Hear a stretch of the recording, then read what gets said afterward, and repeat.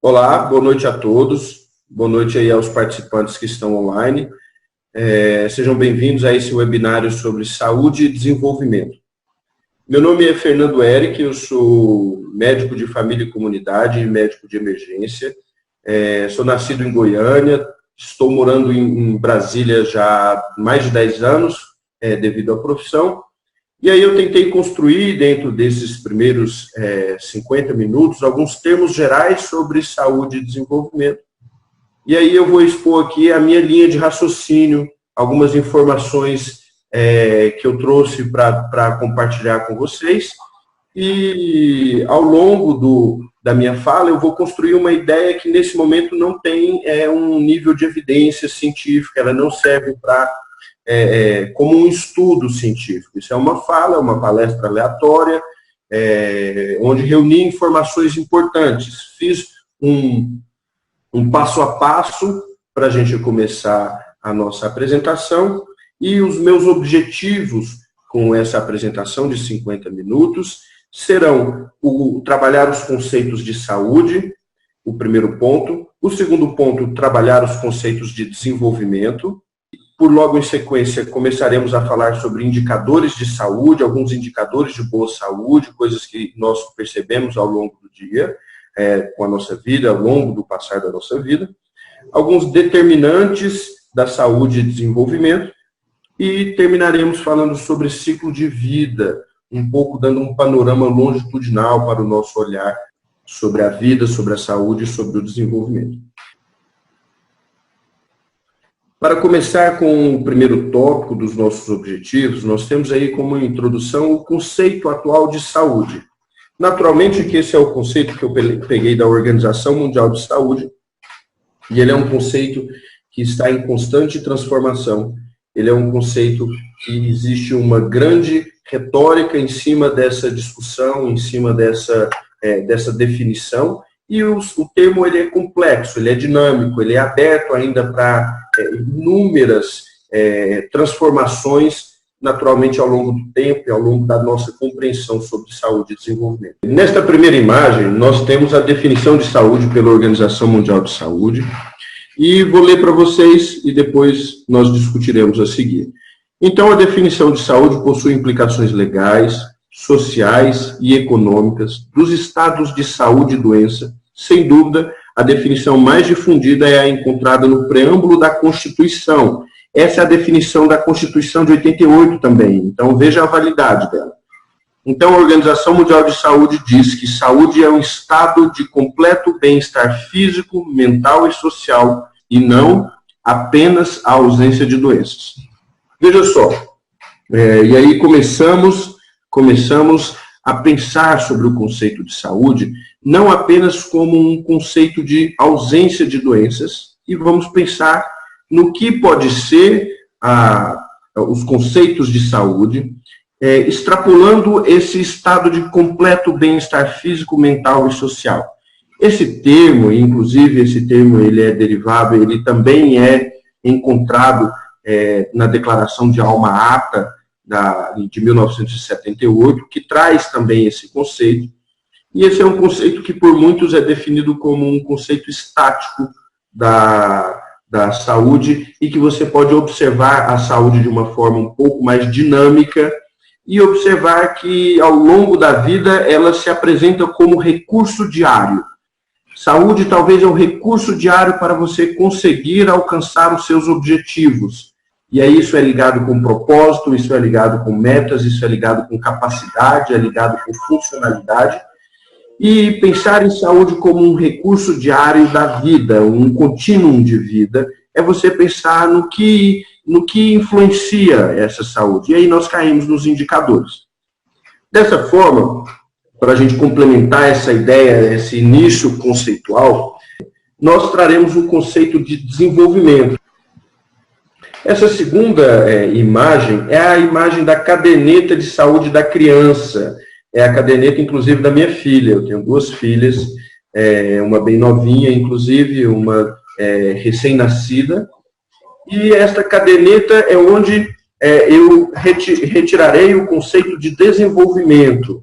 Você consegue observar que que a ideia ela se construirá em cima dos mesmos conceitos. É o simples, é o conceito de saúde, de desenvolvimento, é o conceito de ciclo de vida, eles estão entremeados, e eu vou falar disso o tempo todo. Então, uma parte dessa caderneta de saúde da criança é a vigilância do desenvolvimento da criança. E aí, depois eu falarei só do desenvolvimento da criança, falarei do desenvolvimento geral.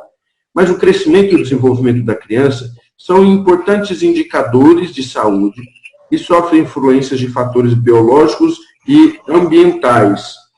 E aí ele coloca logo à frente, desse modo, tornará um adulto bem adaptado socialmente. Olha o conceito de desenvolvimento. Ele tem uma ideia, então, de funcionalidade, ele tem uma ideia de capacidade, ele tem uma ideia de domínios, ele tem uma ideia de evolução.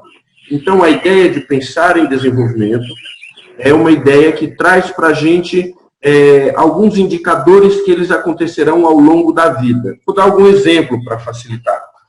Quando a criança nasce, ela nasce com domínios muito reservados, talvez a raça humana é a espécie de maior fragilidade ao nascimento, de maior dependência. Então, uma criança humana, um recém-nascido humano, ele é dependente para tudo, ele precisa colocar o bico do peito do alimento na boca dele, ele não anda, ele não fala, ele pouco se movimenta, ele é muito frágil, ele não consegue firmar o seu próprio pescoço, e ao longo da vida ele vai adquirindo habilidades, vai adquirindo cognição, vai se desenvolvendo em esferas múltiplas, e aí está a ideia de que é um ser integral, é um ser que está conectado com N indicadores complexos, e a gente que seleciona alguns importantes, e isso não quer dizer que são só esses que são os determinantes para o desenvolvimento e para a saúde de uma pessoa, mas temos os principais fatores que a gente organiza, que é a fala, a linguagem, a capacidade motora, as relações sociais, a memória, a atenção, o domínio do planejamento, a cognição. Então, veja só, quando a gente pensa em desenvolvimento, nós vamos pensar nessa capacidade evolutiva de aprender. Então, hoje, o desenvolvimento, para mim, está muito conectado com a ideia de é o conjunto de aprendizados que você leva ao longo da vida, que transforma a sua vida e que faz você ter mais recursos e ferramentas para ter mais qualidade de vida. E, nesse sentido, você será uma pessoa feliz, você será uma pessoa capaz, uma pessoa em pleno funcionamento, um indivíduo responsável, bem adaptado socialmente. Isso é pensar em desenvolvimento. Vejam só, quando a gente pensa em não apenas a ausência de doenças, é importante pensar que hoje a ideia de pensamento de uma saúde integral, uma saúde continuada ao longo da vida, uma saúde que ela pensa nas várias esferas do ser humano, nós pensamos naturalmente e caímos ao pensamento, então, do que as pessoas morrem. Se você pensar na ausência de doença, você vai pensar assim, as pessoas hoje no mundo, elas estão sendo acometidas por um boom, vamos dizer assim, das doenças cerebrovasculares, e aí você tem infarto e tem um derrame como as principais causas de morte no mundo. E aí você vai preocupar com o que eu consigo fazer ao longo da vida para que eu consiga cuidar dessa saúde, pensando até, inclusive, nas principais causas que o mundo está sendo acometido. Existem várias outras. Nós temos, então, a partir do conceito de saúde, a partir do conceito de doença, e agora a partir do conceito de desenvolvimento, nós estamos agora trabalhando a ideia para alcançar quais são os indicadores, então, ao longo da vida, desde a criança até a fase adulta, até o envelhecimento, isso é o ciclo de vida total, que você vai observar o que é válido você pensar quando você pensa em desenvolver, pensa em crescer, pensa em ter uma boa qualidade de vida e ser um ser saudável. E aí você começa a perceber, e lembre-se que uma informação muito importante é que a gente começa a se desenvolver ao nascimento, naturalmente começa a se desenvolver corpórea, porque você se desenvolve e muito dentro do útero, desde da fecundação, desde os processos de início da vida, você está em completo desenvolvimento. Você vai ter um pico maior de crescimento e desenvolvimento, que é na fase da criança, que é na fase até os 2 anos, principalmente, é o momento que a gente mais cresce e mais se desenvolve, proporcionalmente ao longo da vida. E você vai falar assim, até quando, por exemplo, uma boa pergunta, até quando a gente se desenvolve, então? E um recente estudo da neurologia nos mostrou que a gente se desenvolve durante a vida inteira.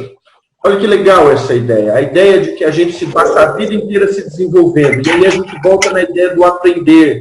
Então, para toda a vida, a nossa capacidade de aprender sendo preservada, e, por exemplo, a gente não é acometido por uma doença degenerativa, alguma situação onde vai interromper o nosso ciclo de desenvolvimento por algum processo, alguma interferência, alguma intercorrência que aconteça na sua vida, você vai se desenvolver até o momento da sua morte. Olha que legal isso, olha que interessante, você vai aprender ao longo de toda a vida. É natural que você pensar em desenvolvimento, você vai olhar para as fases da sua vida, e a gente vai já entrar no ciclo de vida, as fases da sua vida que você mais se desenvolve. E aí é a fase da infância até o 2º ano.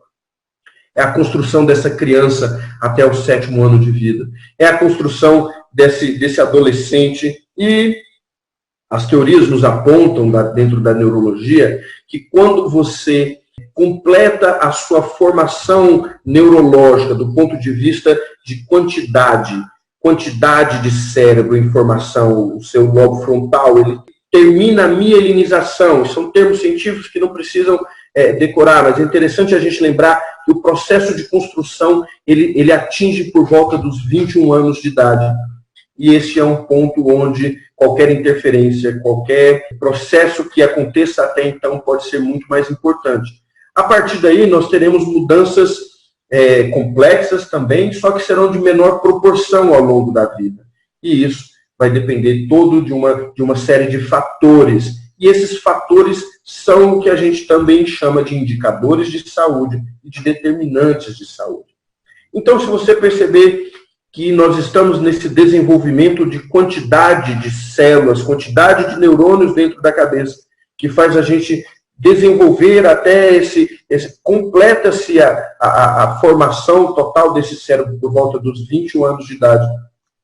Você vai pensar que esse desenvolvimento ao longo da vida, ele vai ser nutrido por uma série de fatores. E aí, muito provavelmente, na aula anterior, nós vimos, na apresentação anterior, nós vimos vários fatores que determinam uma boa qualidade de vida, como, por exemplo, a alimentação, a atividade física, as relações, a gestão do estresse, as coisas a qualidade do sono, isso tudo vai influenciar na sua qualidade de vida, vai influenciar na forma como que você vai viver. Nesse sentido, eu separei algumas informações importantes para a gente trabalhar, pensando o que a gente pode fazer para a gente desenvolver melhor e determinar melhor a nossa saúde. Essa terceira imagem aí, que é o diagrama de Dahlgren e Whitehead, são as condições sociais, culturais e ambientais numa esfera externa. São ali a produção agrícola e de alimentos, educação, ambiente de trabalho, condições de vida e de trabalho, desemprego, água e esgoto, serviços sociais de saúde, habitação, numa esfera também um pouco mais externa, as suas redes sociais e comunitárias, e dentro da minha especialidade médica, que é a medicina de família e comunidade, a gente trabalha muito as redes de proteção daquela pessoa, ver que família, comunidade são redes de proteção para o indivíduo. E aí a gente tem aquela esfera do estilo de vida aos indivíduos, e aqui idade, sexo e fatores hereditários. Então vejam só, isso a gente consegue acompanhar ao longo da vida o que a gente chama de determinantes sociais, e que acabam sendo os indicadores, os determinantes para uma boa qualidade de vida. E você vê que esses estilos de vida dos indivíduos são coisas que estão dentro do nosso domínio maior de se autorresponsabilizar, de se autopromover, de pensar em autocuidado. Então é por aí que a gente começa. É natural que idade, sexo e fatores hereditários são indicadores imutáveis. Você não vai conseguir interferir nesses fatores. Você naturalmente vai envelhecer, você naturalmente vai nascer com o seu conjunto equacional sexual, de gênero, de fenótipo, de gônadas, ele é equacionado assim dentro de uma equação complexa, mas ele é pré-determinado, apesar de dinâmico, e você tem os seus fatores hereditários que você não muda. É natural que algumas doenças elas carregam fatores de riscos que passam transgeracionais, e isso também vai determinar a sua saúde. Vejam só, uma coisa muito importante, assim, a neurologia, ela está se deparando, pensando, a especialidade médica da neurologia, ela está se deparando com o seguinte fenômeno no mundo. Pensando novamente no arquétipo das doenças, a gente encontra que as mesmas coisas, esse estilo de vida, essas mesmas coisas, esses mesmos determinantes que cuidam do nosso coração. Isso é uma coisa importante, porque hoje a gente está falando tanto de triglicéridos, de colesterol, está falando tanto de tabagismo, de obesidade, está falando das síndromes metabólicas, estamos falando dos vários fatores que influenciam a qualidade do seu coração. Isso se deu também porque um grande estudo aconteceu, que é o estudo de Framingham, e que ele nos deu, de uma forma muito embasada, formas como proteger o nosso coração. E aí nós descobrimos, e essa descoberta ela não é tão antiga, que os mesmos fatores que protegem o nosso coração, protegem o nosso cérebro também. E aí as ideias vão se construindo, e aí a gente consegue conectar a ideia de que cuidar do nosso coração, cuidar do nosso cérebro, e as mesmas coisas que cuidam de um, cuidam do outro, elas naturalmente elas vão cuidar de vários outros domínios da nossa vida. Então, isso começa, aí a gente pode entrar na complexidade do ser humano, pode entrar em vários outros componentes, outros domínios do ser humano para a gente falar e analisar. Entretanto, nós estamos falando de desenvolvimento. O desenvolvimento traz bastante essa ideia de saúde neurológica, de saúde cardiovascular, de saúde funcional, de saúde das relações. E aí você pergunta, e isso eu acho que é um paradigma que nós estamos rompendo, nós estamos saindo da ideia apenas de quantitativo de cérebro. O meu cérebro ele está formando em quantidade, em forma, em quantidades de neurônio, mas não só quantidade. Nós estamos partindo para o olhar da qualidade dessa sinapse, a qualidade dessa transmissão, a qualidade desse órgão. E aí a gente pode olhar para a qualidade da célula, a gente pode olhar para a qualidade do hormônio, para a qualidade da rede elétrica neurológica, mas a gente pode olhar para a qualidade de vida, qualidade das relações, qualidade do seu bem-estar, o seu autocuidado. A gente pode transbordar para vários outros pontos. E aí, vejam só, vem logo a nossa dúvida, assim, como que então eu vou garantir uma qualidade de vida? Pensando até numa estratégia. Como é a estratégia para eu pensar numa qualidade de vida, para garantir uma saúde, um desenvolvimento bom, de tal forma que eu consiga alcançar os meus objetivos, que eu consiga fluir na vida, que eu seja um ser adaptável, que eu viva feliz, que eu viva bem, que eu viva em pleno funcionamento. Dessa forma, eles olharam e viram que o primeiro passo é você cuidar do início, você cuidar da origem da vida. Então, você, antes mesmo dessa fecundação, vamos cuidar dessa mulher que está carregando esse embrião. E aí a gente antecipa, vamos cuidar dessa relação social desse pai e dessa mãe, que porventura, e dessa relação pode ser mais complexa, mas pensando em nascimento, em gênese. E aí você vai começar essa origem da vida de uma interação de células, de cromossomos, e começa essa vida. E desde então você está crescendo, desenvolvendo e determinando saúde para o longo da vida. Então, todo o cuidado de uma gestante, todo o cuidado de uma gestação, todo o bem-estar que ela vai viver, vai influenciar na vida dessa pessoa. Se você parar para pensar, no grau de sensibilidade, você vai cuidar de cada etapa da vida. E aí nós vamos entrar como raciocínio final lá no ciclo de vida, que toda etapa é importante. E pensando ao longo da vida, nós estamos no nascimento. Nós estamos preparando essa mulher da melhor forma, nutricionalmente, psicologicamente, emocionalmente, afetivamente, socialmente, todos os recursos para garantir para ela um bom desenvolvimento.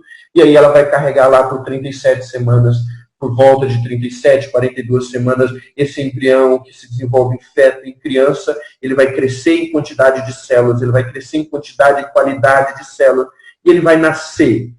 E aí ele nasce, e aí aproximadamente até os 2 anos de vida são os momentos, o período da vida de maior fragilidade, de maior exigência de cuidado, e principalmente esse complexo família, mamãe e bebê. E se você vê que dentro do estudo de ciclos de vida, que o estudo de ciclo de vida, vou inclusive ler uma parte do meu livro de medicina ambulatorial, que é esse livro aqui, depois a gente pode até colocar a imagem dele para vocês verem, e aí ele fala, chama-se de ciclo de vida o processo evolutivo pelo qual a família passa ao longo da vida. São etapas com problemas previsíveis e tarefas específicas a serem cumpridas. A forma como os membros da família evoluem nesse processo determina se irão passar para a fase seguinte, mantendo um desenvolvimento adequado, funcional, ou se serão acometidos por transtornos físicos e psíquicos, desenvolvimento disfuncional. Então, vejam só, um desses ciclos de vida, naturalmente, é o nascimento desse primeiro filho, tamanha essa responsabilidade de cuidar do início da vida. E nós vamos acompanhar com todas as ferramentas possíveis de cuidado, de desenvolvimento, e talvez a ferramenta suprema desse processo seja o aleitamento materno. Sem sombra de dúvidas, nós teremos aí talvez o primeiro médico brasileiro a ganhar um prêmio Nobel de Medicina, e ele estará estudando sobre aleitamento materno, garantir esse vínculo, esse afeto, esse momento tão intenso entre, não só do ponto de vista nutricional. O nutricional, ele é um ponto de vista simples. Nós temos aí um desenvolvimento de afeto, de nutrientes, de imunologia, de defesas do organismo. E aí, você acompanhando essa criança até os 2 anos, ela vai se desenvolver como ser social. E aí eu estava numa pós-graduação lá no Albert Einstein, inclusive na cadeira de neurologia, a doutora defendia a ideia de que se discutiam entre os neurologistas qual é a melhor forma de eu abordar a vida, esse início de vida, para garantir a melhor qualidade do desenvolvimento.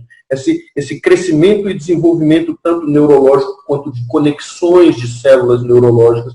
Como garantir que isso se aconteça da melhor forma? É colocar o meu filho numa escola bilíngue, é colocar ele em todos os esportes, é colocar ômega 3, é colocar vitaminas, probióticos, é colocar o quê? O que de mais importante é notório nessa etapa? E aí ela falou assim, nós temos que garantir os cuidados básicos, né? Alimentação, ambiente, essa qualidade de todos esses recursos que a gente encontra aí no estilo de vida dos indivíduos, aí nessa primeira esfera que a gente está vendo.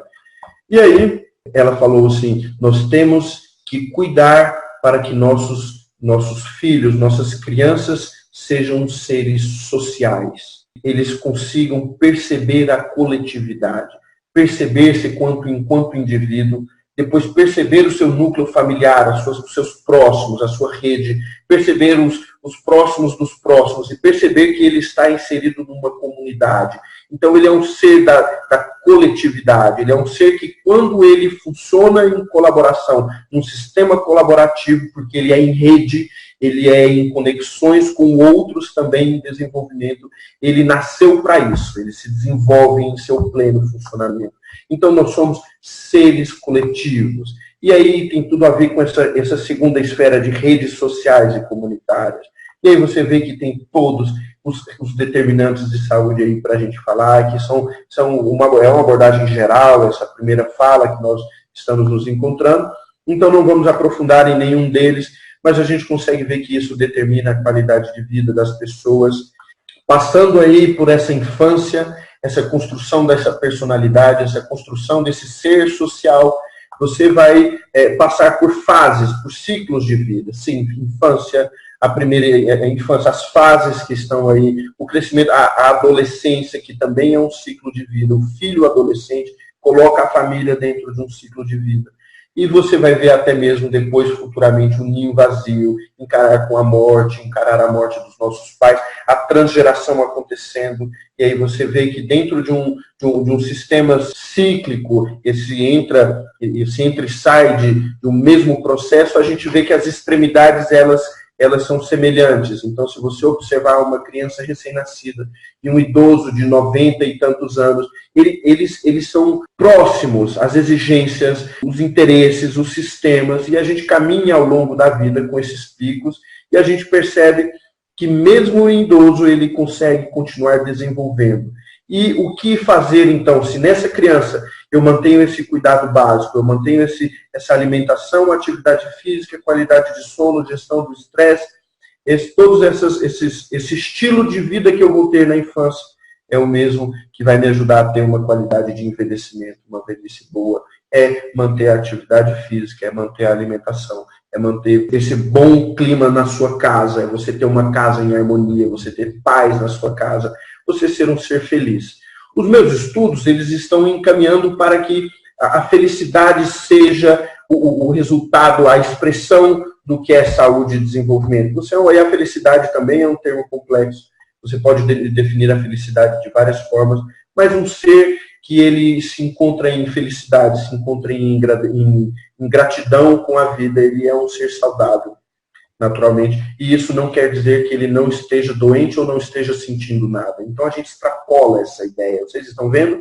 Existe felicidade mesmo com doença, mesmo com sintoma. Existe felicidade mesmo com a alteração do seu bem-estar físico. Isso são formas complexas de ver a vida e a felicidade.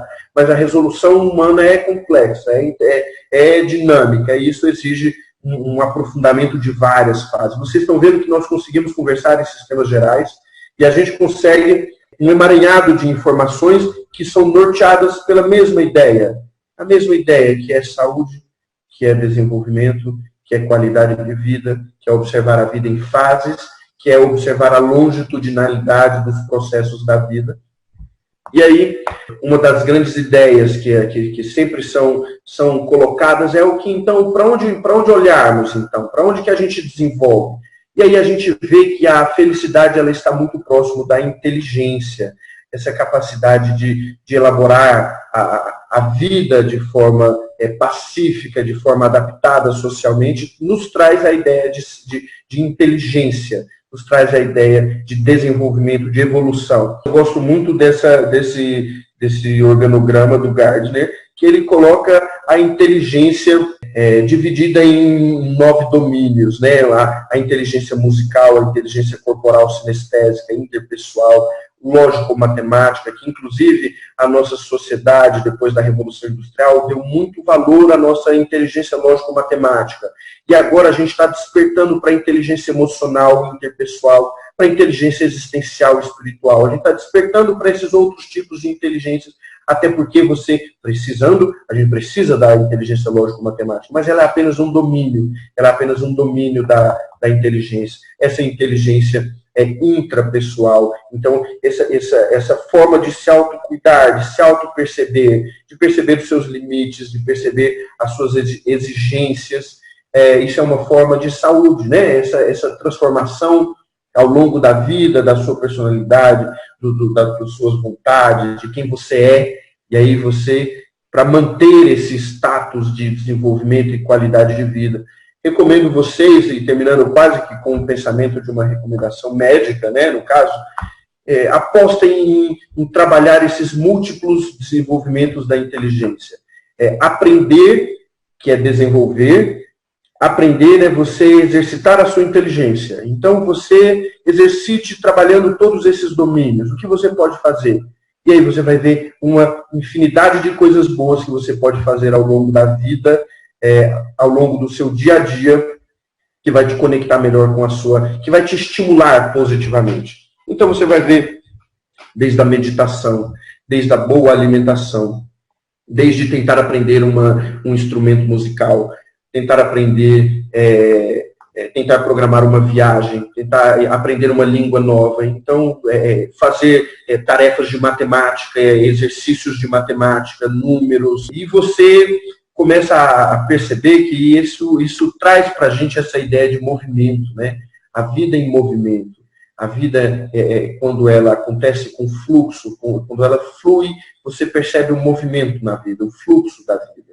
E aí é como uma metáfora da vida, você vai ver aquele idosozinho rígido, né? Aquele idoso degenerado, talvez, e ele talvez é o sinal do que a gente não quer ser naturalmente, do que a gente evita, né? Esse ser estático. Mas pensem até numa estase neurológica, né? Que é o próximo boom do sexo estereótipo aí que vai acometer a humanidade, e vocês verão que para evitar esse mal, para evitar, nós estimularemos o desenvolvimento, continuaremos aprendendo, continuaremos estimulando a nossa inteligência nos vários domínios, e aí nós buscaremos as várias ferramentas que poderemos até, inclusive, marcar uma conversa depois, falar sobre ferramentas de saúde, desde o filtro solar, da lágrima oftalmológica, da escova do fio dental, até recursos mentais de coaching, de PNL, de hipnose, de leituras, de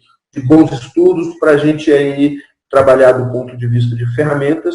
E hoje o dia a dia também agrada bastante para a gente incrementar aí uma pitada de duas coisas, assim, olhar melhor para os alimentos, olhar para os alimentos com mais cuidado, ser mais exigente com eles, olhar mais para o que você está comendo, apreciar mais com mais atenção, mas exigir mais qualidade dos nossos alimentos, fazer disso uma prioridade, um ponto importante. E eu colocaria também até uma coisa que poderíamos fazer assim, quase que sempre, que é apreciar algo bonito. Então, coloquem no dia a dia de vocês a apreciação de algo bonito, do belo, e contemplem sem julgamento, sem muitas exigências, sem muito o que esperar daquilo, mas apenas contemple algo bonito. Isso faz bem para o nosso cérebro também. Veja uma bela obra de arte, uma bela escultura, veja uma natureza bonita, uma praia, uma visão, e gaste aí o tempo que você achar necessário, mesmo que diariamente, para apreciar algo bonito. Isso é algo que você pode fazer aí para estimular o seu cérebro, né? Isso é muito importante.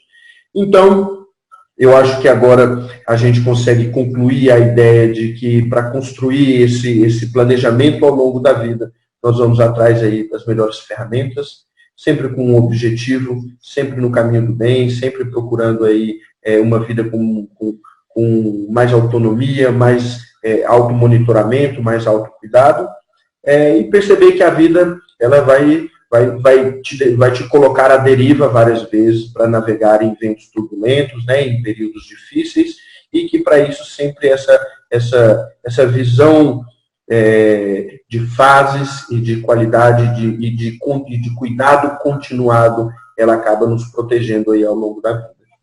Eu acho que falamos aí, eu acho que nós temos algumas perguntas, né, Alexandre? Isso, eu mesmo tenho algumas perguntas já, mas vamos ver se surgem mais outras perguntas aí.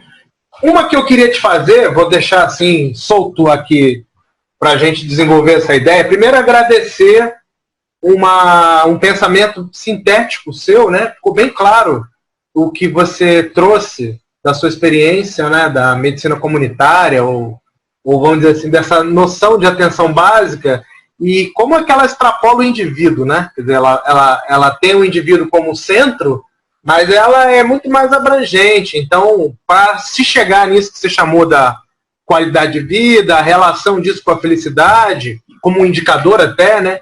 Para chegar nisso, como que tem que ser visto a situação das fases, o ciclo de vida, né? E desse processo de construção, que ele é mais amplo, ele depende também de outros fatores, da sinergia do indivíduo com outros indivíduos e com os ambientes, né?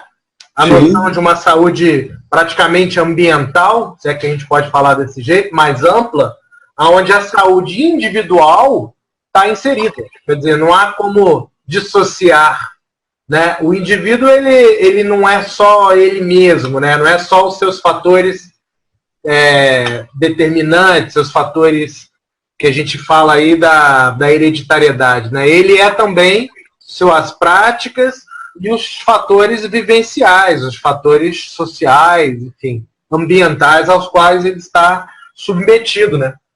Sim. Inclusive pesquisa de gêmeos mostram isso claramente, ambos com a mesma genética, ambos submetidos às regras hereditárias comuns.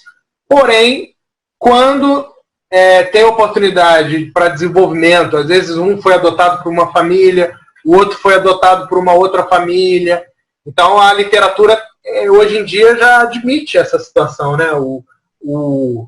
A importância do desenvolvimento e a importância da vivência de cada um, né, aos fatores ambientais aos quais se está submetido, ele é bastante relevante no resultado final, né, dessa saúde, lato sensu, ou dessas predisposições, dessas somatizações, sim ou não, né?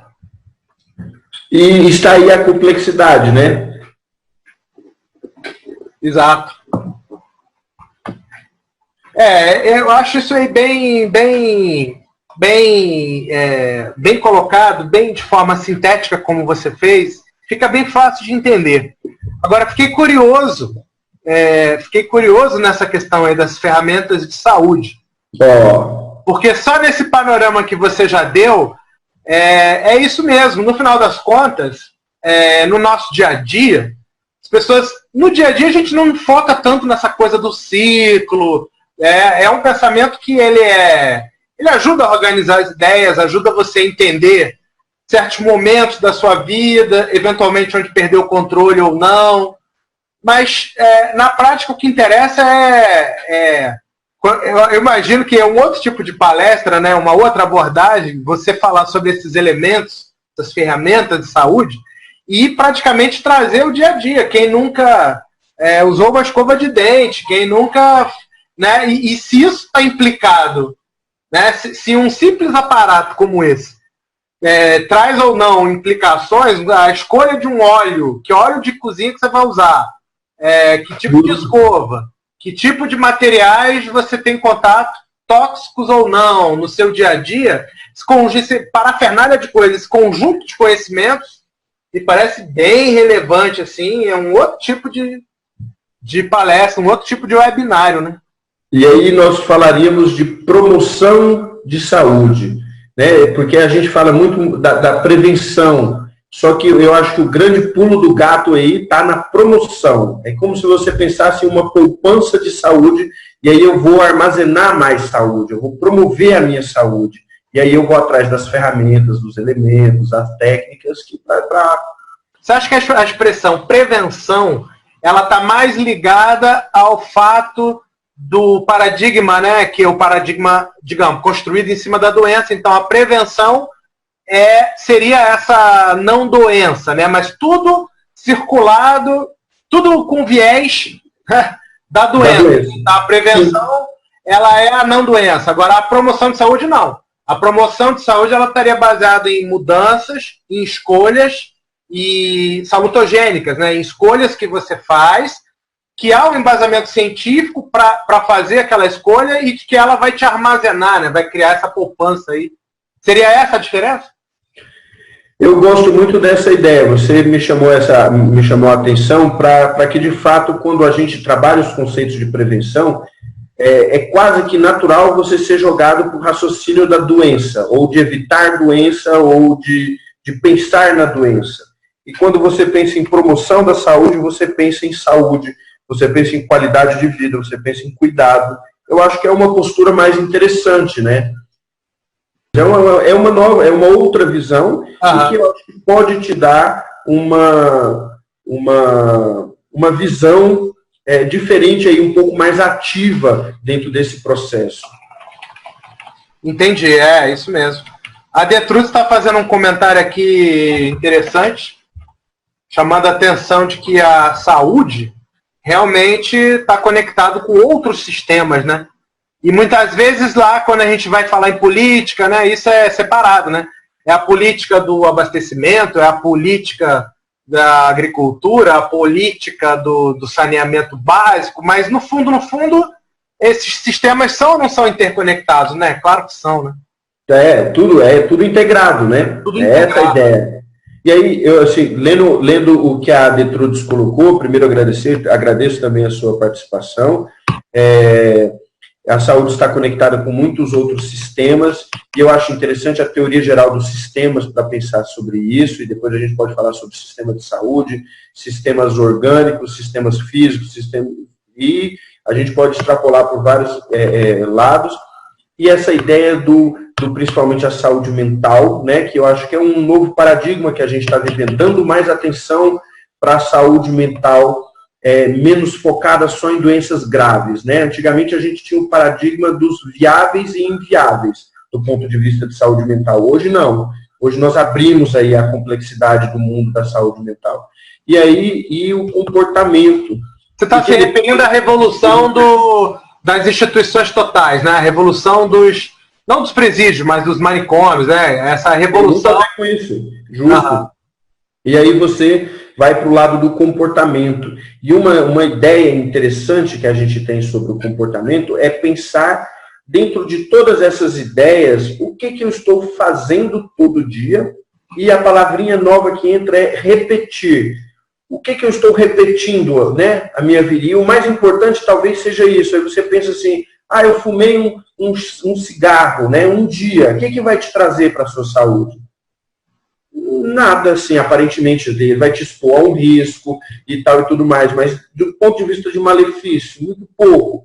E aí você vê que o problema ele vem de todo dia, né? Então, todo dia, se eu fumar, ele vai me trazer um problema? Opa! Aí eu eu como um açúcar, eu como um refrigerante e tudo mais. E se eu fizer isso uma ou outra vez, isso tem problema? Não vai ter problema. Mas e se eu repetir o dia a dia? E aí a gente começa a ver que algumas ferramentas, elas não são só importantes pela ferramenta por si só, mas é a quantidade de vezes que você repete ela dentro do seu comportamento diário. E aí a atividade física, por exemplo. Você fazer uma atividade física não vai fazer nada com o seu corpo, mas você repetir, criar uma rotina de atividade física, isso já vai trazer resultado. Se você pensar na alimentação, a alimentação é o cotidiano, é o que você repete ao longo do dia. Isso determina muito. Hoje eu olho muito para ver o que você faz todos os dias. Isso quer dizer muito sobre a sua vida, sobre a sua qualidade de vida. No último webinário, o Dr. Varela trouxe essa ideia de que a gente leva muito tempo acumulando um mau hábito que deságua hoje numa reclamação funcional. Você vai ao profissional com uma reclamação, né? Você procura muitas vezes o médico querendo resolver alguma coisa, mas aí a pergunta dele foi ótima, né? Meu amigo, durante quanto tempo você vem mantendo essa prática? Agora você quer uma bala mágica que vai te resolver isso em 15 minutos? Justo. É a medicina do sintoma. Isso aí, se eu for te indicar isso, é lógico que eu posso ser solidário com você, empático, ajudar na sua dor, vamos dizer assim, né? Mas eu tenho que ser sincero também. A mesma mão que eu sou solidário, na outra mão eu tenho que ser sincero. Eu tenho que falar para você, olha, se você não mudar hábitos e leva tempo e você criar a nova rotina no lugar da rotina anterior também, você não vai estar inserindo o novo comportamento que, na verdade, ele sim vai te gerar ao novo status, né? Vai te gerar, sim, saúde. Então, eu achei bem interessante essa noção de tempo. A gente se desarranja durante vários anos e quer ficar em forma com uma caminhada mágica, né? Ou um remédio, né? Um remédio, né? O remédio, ele entra aí com essa ideia de solucionar coisas mais rápidas, e aí a gente acaba perdendo o controle em cima disso.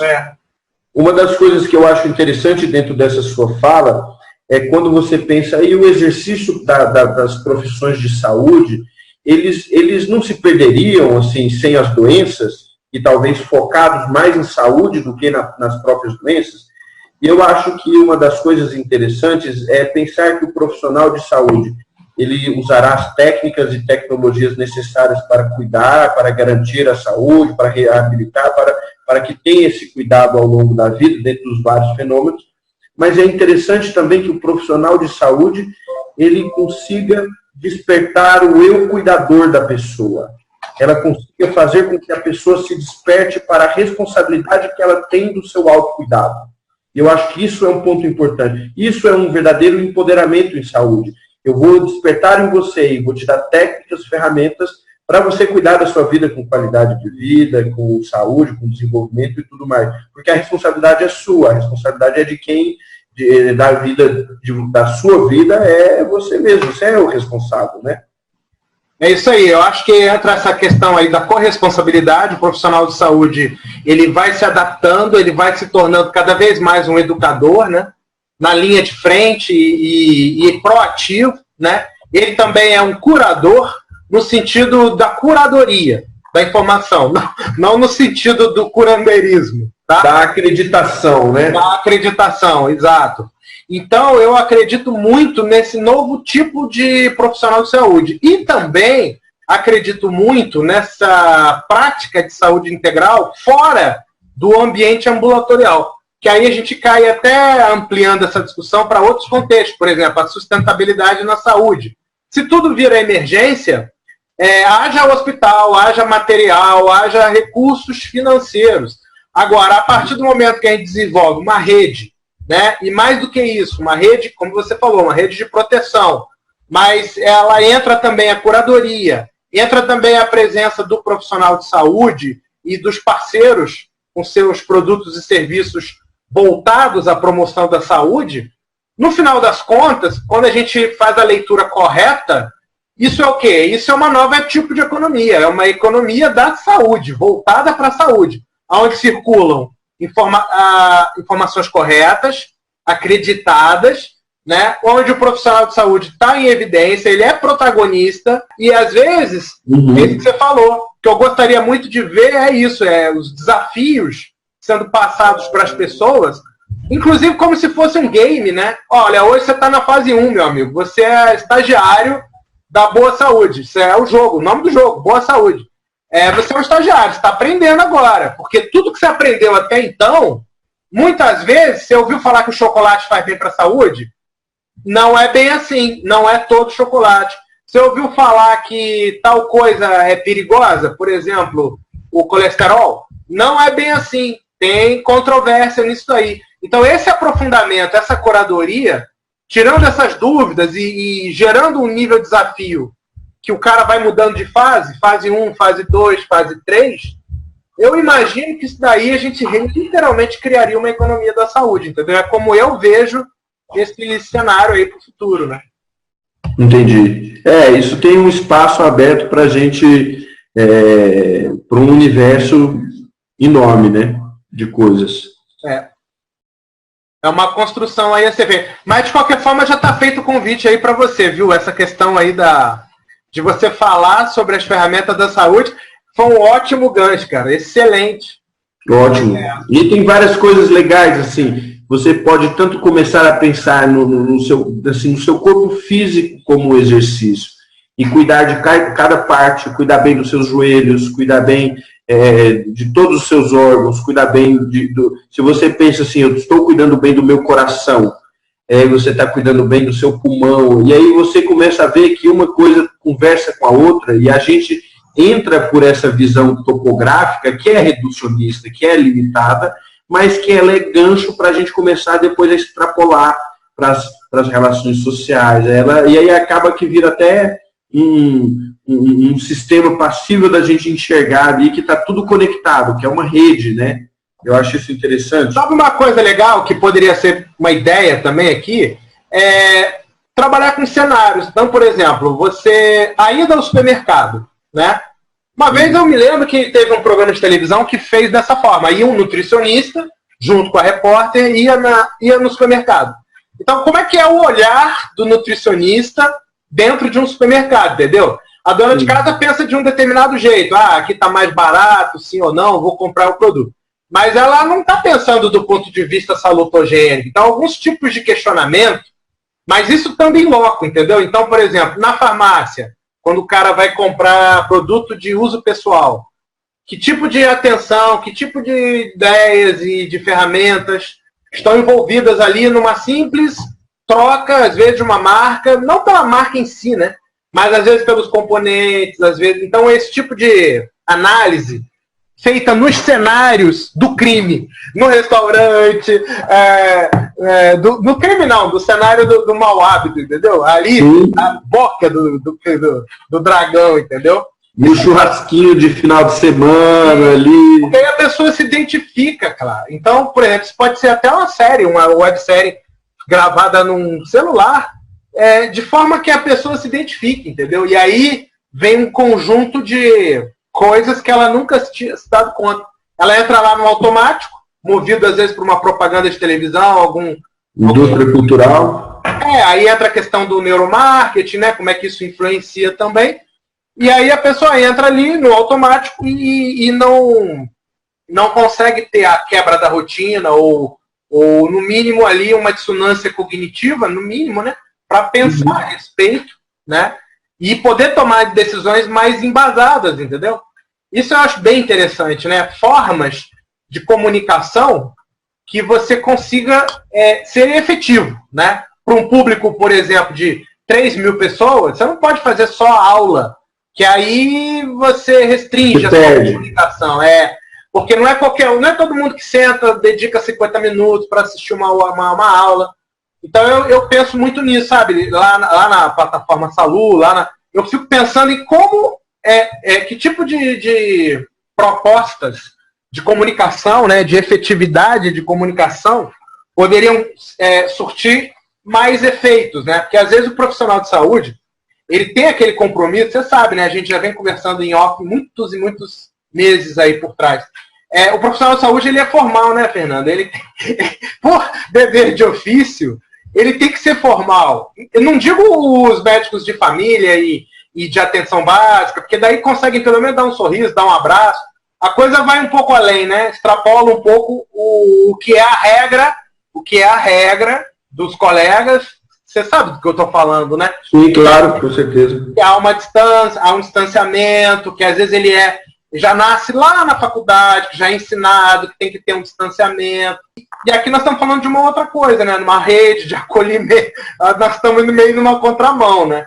Mas agora, além do acolhimento, como dar o passo adiante, né? Quer dizer, como que além desse acolhimento, que é através da informação, a curadoria, a confiança naquilo que o profissional de saúde está trazendo, mas como ir além, né? Como incentivar esse cara a mergulhar num desafio, que pode ser caminhada durante uma semana, pode ser fazer mergulhar, ser natureba por 10 dias, vamos escrever essa experiência, fazer o jejum intermitente por uma semana, e esses desafios, e sempre com um embasamento científico por trás, né, mas lançar o desafio para que isso seja também uma coisa não só intelectual, é o que você falou, Gardner. O cara tem que ter uma memória somática ali, físico-químico, né, para que isso fique guardado na pele dele e ele vá para a fase 2, entendeu? Do nosso game aí. Esse que eu quero construir esse nível de promoção de saúde, entendeu? Gamificado, com incentivo e tudo mais. E é por aí. A tendência do mundo hoje é olhar para isso, a explosão que está acontecendo no mundo, tanto do ponto de vista do público quanto do privado na saúde, caminhará para o recurso dos cuidados contínuos da vida e os cuidados básicos, os cuidados primários. E isso aí é pura promoção de saúde. E aí eu acho, Alexandre, que a gente está aí na crista da onda de um processo que já está forte em vários pontos do mundo, que a gente pode pegar de exemplo, Canadá, Portugal, vários lugares, e Japão, por exemplo, começando a pensar, olhando para o básico, né? Olhando para os cuidados continuados na vida. Isso aí é a tendência do mundo atual. A Destrudes faz uma outra participação aqui também, bastante legal, falando que hoje, no mundo dos negócios, é uma demanda essa parte de salutogênese e novos comportamentos, porque há um problema aqui que ela cita do estresse, né? Que quase todo mundo conhece alguém reclamando desse problema aí do estresse, ligado ao ambiente de trabalho, às vezes tóxico, às vezes desmotivante. Tem a questão também do propósito, né? Que é um assunto que a gente não explorou hoje, mas se algum dia você puder trazer essa questão aí da saúde nas organizações, por exemplo, está feito o convite para você também. Não sei se você participa de algum núcleo de estudo, tem experiência com isso, mas é um assunto fundamental, porque as empresas, o índice, por exemplo, de faltas no emprego por causa de atestado de saúde é enorme. Eu mesmo já entrevistei empresa aqui no Rio que chega a 1/3 de pessoas da folha do RH com problemas ao longo de um ano, impactadas, seja de um dia, seja de 15 dias. Claro, uma coisa a gente tem um contratempo, torceu o pé, alguém teve um desarranjo da barriga, isso é uma coisa. Outra coisa diferente disso é o estresse continuado, exatamente isso que você falou, é o hábito cronicificado, exatamente isso que você falou, a pessoa engordando. A repetição. Exatamente. E a empresa desconectada do indivíduo, o indivíduo desconectado da empresa. Muitas vezes o próprio ambiente de trabalho, de alguma forma, contribui, né, para, enfim, nesse quadro, né, às vezes de forma involuntária, porque acaba sofrendo perdas. Existe o problema da pessoa que está de corpo presente e de mente ausente, né? Ou seja, ela também está desconectada, ela também não está sendo produtiva, de alguma forma, né? Ela tem mecanismo de fuga. Se não é o problema físico, é emocional, de alguma forma ela está desconectada e ela está improdutiva. E se ela não estiver feliz, improdutiva, em primeiro lugar, é auto-prejuízo, né? Porque ela também não vai... A condição de satisfação no trabalho libera endorfinas, né? Libera hormônio. Então, isso tudo, se ela estiver infeliz, ela está, pelo menos, se auto-enganando, né? Então, tem esse mergulho aí no ambiente organizacional também para a gente fazer, né? Tem demais. Tem muita coisa. Veja só, eu acho que do ponto de vista até de saúde do trabalhador, saúde da pessoa, a gente pensar que saúde está ligado com propósito, está ligado com capacidade, com funcionalidade, você pensar em garantir saúde para a sua empresa, saúde para os seus funcionários ou saúde para todo mundo dentro da empresa, é você ser mais produtivo, mais capaz, você render mais, você ganhar mais dinheiro, você ser mais sustentável. Eu estava vendo um estudo recente falando que um mau chefe, um chefe ruim, ele é fator de risco para o seu coração como o tabagismo. Então, veja só, interessante, né? Você vê que um chefe ruim na sua cabeça é uma coisa que vai modular a sua experiência de saúde na vida. Eu vejo muito isso que a Detrudes falou também, fugir da moda, do estresse. Eu acho que quanto mais a pessoa é saudável e ela mais se constrói nesse paradigma de autopercepção e ela desenvolve mais essas responsabilidades para com a vida, mais ela é crítica, mais ela assume, ela explora, ela desperta a sua personalidade, ela faz florir uma autenticidade, e aí ela foge de indústrias, não sei se é isso que a Detrudes queria falar, mas ela foge, por exemplo, dessas tendências de indústria de moda, de comida, ela sai do mainstream geral, de levar as pessoas sem juízo crítico, sem senso crítico, e aí não pensa o que come, não pensa o que veste, não pensa o que fala, não pensa como vive a vida, não pensa... E aí isso é anti-inteligência, né? E aí se a gente for falar assim meio que do caos, a gente tem exemplos assim drásticos do quanto isso é preocupante, assim, os níveis de inteligência global. Pela primeira vez na história da humanidade, nós estamos tendo um congelamento e retrocesso desse parâmetro evolutivo, né? E aí isso é preocupante. Então nós precisamos pensar isso de todas as formas. Ela falou, é isso mesmo, né? Então esse desenvolvimento desse ser saudável, dessa pessoa saudável, a Marília, que é psicóloga, né, dentro da psicologia rogeriana, né, o tornar-se pessoa, dentro da psicologia de Jung, o tornar-se a individuação dessa construção dessa pessoa, desse ser, eu acho que é você conseguir combater isso, né? E aí uma das coisas que também isso me fez pensar e me salta aos olhos, né, vamos dizer assim, é o quanto a inteligência está ligada com essa capacidade de sermos sociais e o quanto isso é antiviolência, né? O quanto isso é pacificador, o quanto a saúde pacifica. Então é um dos poderes grandes da saúde, o quanto um ser pacífico, ele é um ser mais saudável e vice-versa, né? O quanto a pessoa que ela é totalmente prejudicada cognitivamente, ela está mais propensa à violência, ela está mais propensa à... Ela está intoxicada, literalmente, né? Com os pensamentos também intoxicados, literalmente. Sim, literalmente. Literalmente, é isso. Então, assim, eu vou ter que pedir licença a vocês. Eu tenho uma demanda de casa, minhas duas filhinhas estão chegando e eu tô no momento assim muito quente falando em desenvolvimento. Eu tenho uma filha de 1 ano e 9 meses e uma filha de 37 dias na verdade, 39 dias. Então, assim, eu estou quente com esse olhar de pensar em fases da vida, pensar em desenvolvimento, pensar em qualidade. Então você era a pessoa certa para trazer esse assunto hoje. É isso aí. Bom, fico feliz. Beleza. Agradecemos muito aí, tá? Sua disponibilidade, em primeiro lugar. Ótimo. Conte comigo nesse formato aí de webinar, eu achei isso bem interessante. Ah, legal. E se você tiver também outras pessoas que puderem contribuir, tá? Parece que o Hugo, né, talvez tenha interesse também. Sim, seria bem legal se ele pudesse abordar cérebro e questões relacionadas ao cérebro. Vale a pena, dá uma força aí para ver se ele entra no circuito aí, tá bom? Sim. E o Hugo, ele está indo para São Paulo fazer uma especialização em cognição. Todo focado em desenvolvimento, em memória, em atenção. Legal. Tá legal? Bom. Beleza, agradecemos aí, viu? Valeu, muito obrigado. Eu entro em contato contigo. Um abraço, cara. Um abraço. Valeu, pessoal. Tudo de bom aí. Obrigado aí para todo mundo.